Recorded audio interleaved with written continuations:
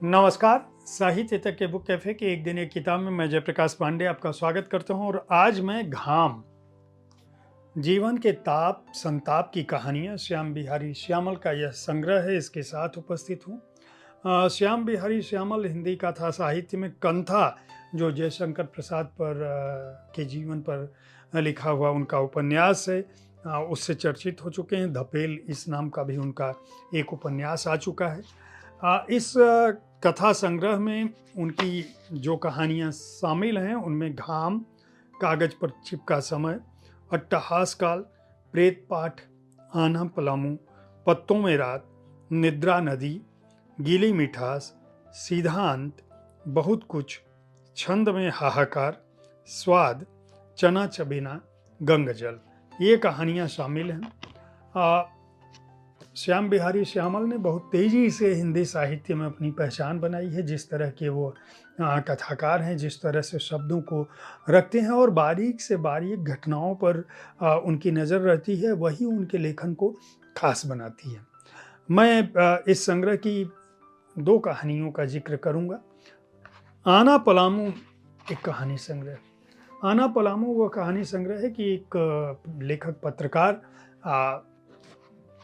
जाता है झारखंड की राजधानी में, वहाँ के किसी शहर में, और अचानक उसकी नज़र वह देखता है कि यह शहर कितना बदल गया है, या किस तरह की यहाँ सड़कें हो गई हैं, किस तरह यातायात के वाहन हो गए हैं।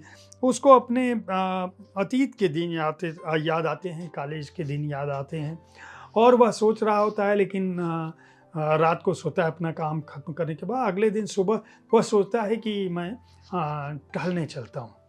टहलने जाने की कोशिश करता है, पुराना सा होटल है, गेट पर बाहर निकलने की कोशिश करता है, गार्ड रोकता है कि इतनी सुबह आप कहाँ जाएंगे, अभी यह शहर उस तरह का नहीं है जैसा आप सोच रहे हैं। ये कहता है फिर भी टहल आऊँ, तो कहता है ठीक है, वहाँ तक बस स्टैंड तक चले जाओ, रातू रोड बस स्टैंड तक। यह वहाँ जाता है, चाय की दुकान देखता है, वहाँ से धुआं उठ रहा है, उस तरह का विवरण है। अचानक इसको वहाँ पे लोग चिल्लाते रहते हैं, लातेहर, कुंडू, मांडर, चंदवा, जो बसें जाती है, हर बस स्टैंड का देश में छोटे शहर हो या बड़े शहर हो, माहौल एक सा होता है। वहाँ जब ये चाय की दुकान पर उस माहौल को देख के अपने अतीत को याद करता है, अचानक इसको आवाज़ आती है। कोई इसको चेहरा लपेटे हुए और आवाज़ देता है, कहता है कि के हो हरीश किशोर, तू यहाँ कहाँ से। मतलब वह नाम लेता है और कहता है कि तुम यहाँ कहाँ से। यह उसकी तरफ देखता है, आवाज़ को पहचानता है कि यह उसका बचपन का, उसके कॉलेज का दोस्त है अवध किशोर, लेकिन ये सोचता है कि मैं बहाना करूं। क्यों? क्योंकि उसके बारे में ये अखबारों में पढ़ चुका होता है। ये कुछ बहाना करने की कोशिश करता है, फिर भी वो कहता है तुम पहचाने नहीं क्या। ये अब उसके पास कोई विकल्प नहीं होता है, इसको पहचानना ही पड़ता है। ये कहता है तुम कहाँ थे, क्या कर रहे थे। उसको ये नहीं बताता है कि मैं तुम्हारे बारे में जानता हूँ। चाय का ऑफर करता है, वो बहुत सतर्क रहता है, उसके पास एक झोला होता है और वो बातचीत करने के लिए चाय लेता है और जल्दी जल्दी पीता है, लेकिन कहता है कि चाय में वह मज़ा नहीं आता। इसके साथ होटल ये ले चलने की कोशिश करता है, क्योंकि इसको लगता है कि कहीं इसको लोग देख न लें, मुझे बात करते हुए देख न लें। वह एक नक्सली होता है, वांटेड नक्सली होता है, जिसके ऊपर कई तरह की हत्याओं का और कई तरह के मुकदमे कायम होते हैं। ये अपने होटल में उसको लेकर आता है, लेकिन वहाँ भी बातचीत होती है।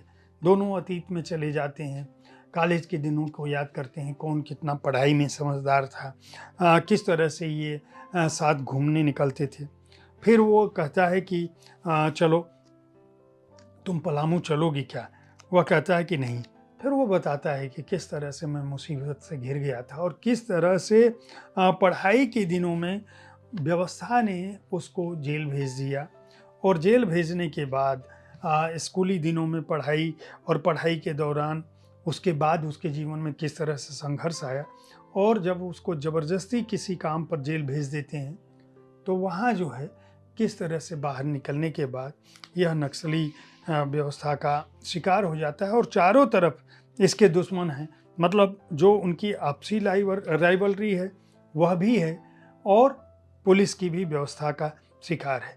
लेकिन वह व्यवस्था को बदलना चाहता है, यह कहने की कोशिश करता है कि देखो, हथियार उठाना किसी समस्या का समाधान नहीं है। तब वह बताने की कोशिश करता है कि जो तुम समझ रहे हो वह नहीं है। कोई भी अपनी इच्छा से नक्सली नहीं बनना चाहता है।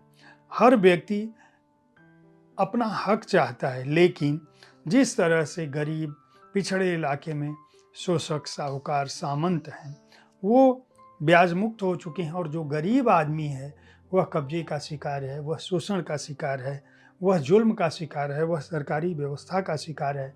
वो कहता है कि तुम अखबार में हो, उत्तर प्रदेश के किसी अखबार में काम करते हो, तुमको यह नहीं पता होगा। ये कहता है कि व्यवस्था तुम नहीं बदल पाए हो बंदूक उठाने से। वो कहता है नहीं, व्यवस्था बदली है। आज भी तुम चलो पलामू के गाँव में, बिहार के उन गाँवों में जो नक्सली व्यवस्था से आतंकित हैं, वहाँ बड़े बड़े साहूकार, जमींदार आज के समय में वापस नहीं आना चाहते। इस तरह से भले ही कुछ भी हो, कम से कम उनको उनका प्राप्य, गरीबों को उसका कुछ हिस्सा ही सही न्याय मिल पाया है। यह कहानी नक्सली व्यवस्था को गौरवान्वित नहीं करती, लेकिन व्यवस्था के चलते जो नक्सलियों का बिंदु है और जो समाज का पक्ष है वह सामने रखती है। अगर दूसरी कहानी में सिद्धांत की बात करूं, तो ये एक छोटी सी कहानी है। इसका अर्थ मैं बताऊं, यह कहानी ऐसी है कि एक जायसवाल जी हैं, वह एक कॉलेज में पढ़ाते हैं, कम उम्र के हैं। वहाँ एक बुजुर्ग हैं डॉक्टर आर.एल. पांडे, उनकी लोग बड़ी इज्जत करते हैं। क्यों इज्जत करते हैं ये समझ में नहीं आता जायसवाल जी को। क्यों? क्योंकि पांडे जी बहुत खड़ूस टाइप के आदमी हैं, किसी से सीधे मुंह नहीं बात करते। ये जायसवाल जी पांडे जी को ऑफर करते हैं कि आप हमारे घर खाना खाने आइए। पांडे जी पहले इधर उधर सीधे मुंह बात नहीं करते। जायसवाल जी को ये बात खलती भी है कि हम दोनों एक समान पद पर हैं, फिर भी ये हमसे इतना भाव खा रहे हैं, लेकिन वो बहुत आग्रह करके उनको बुलाते हैं। पांडे जी कहते हैं मैं घर का यूज करता हूँ, खाना खाने के बाद उसकी भी व्यवस्था रखना। नियत समय पर पांडे जी आते हैं, ये उनको बातचीत शुरू करते हैं। उसके बाद तरह तरह के पकवान खिलाने की कोशिश करते हैं। पांडे जी पकवान वकवान खाते हैं, इस बीच बातचीत चलती रहती है। बातचीत के दौरान जायसवाल जी जो है उनसे ये बातचीत में पाते हैं कि हर चीज का एक तीखा और उल्टा उत्तर पांडे जी देते हैं। पांडे जी कभी सहज बात नहीं करते, उनके किसी भी तरह से उनके उसमें नहीं आते हैं। उधर उनकी पत्नी जो है, वो चूंकि बुलाई हैं पांडे जी को, तो वो कहती हैं काम हो जाएगा ना, तो वो समझते हैं, उसका पति सोचता है, जायसवाल जी सोचते हैं कि देखो कोशिश करने में क्या जाता है। पांडे जी को खाना वाना खिलाने के बाद वो जब हाथ धो रहे होते हैं, तब जायसवाल जी उनसे कहते हैं कि डॉक्टर साहब, मैं एक प्रार्थना मेरी है। वो पूछते हैं कि क्या प्रार्थना है? तो कहते हैं कि कविता प्राइवेट से हिंदी में एमए कर रही है, परीक्षा हो चुकी है, कॉपी आपके ही पास। पांडे जी जो है, उनका जो है चेहरा तपने लगता है, सांस फूलने लगती है, और वो कहते हैं कि जायसवाल जी पानी ख़त्म हो गया, थोड़ा और पानी लाइए। वो लोटे का पानी लेने जायसवाल जी जाते हैं। इस बीच उनको ओ ओ की आवाज़ आती है।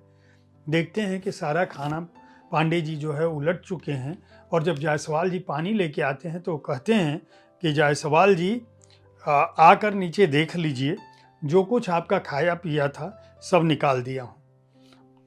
उसके बाद कहते हैं तभी मैं कहूँ कि आज के समय में कोई किसी को इतने सम्मान के साथ भोजन पर कैसे आमंत्रित कर सकता है। आप समझ सकते हैं कि श्याम बिहारी शामल किस तरह की कहानियों को रचते हैं।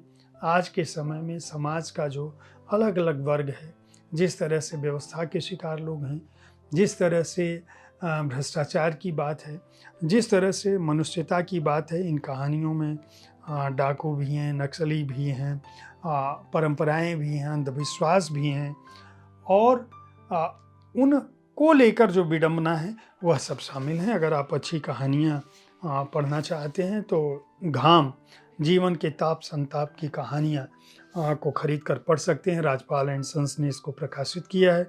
इस संग्रह का मूल्य 295 रुपये है और उम्मीद है साहित्य तक का यह एपिसोड आपको पसंद आया होगा। इस कार्यक्रम में आप किस तरह की पुस्तकों की चर्चा चाहते हैं, इसके बारे में अपनी राय से ज़रूर अवगत कराएं। हमारी कोशिश होती है कि विविध विधाओं की पुस्तकों के साथ आपके पास मैं हर दिन पहुंचूं, ताकि आपको अपनी पसंद की पुस्तक चुनने में आसानी हो। कल ठीक इसी समय ऐसी ही किसी एक कृति के साथ मैं फिर मिलूंगा।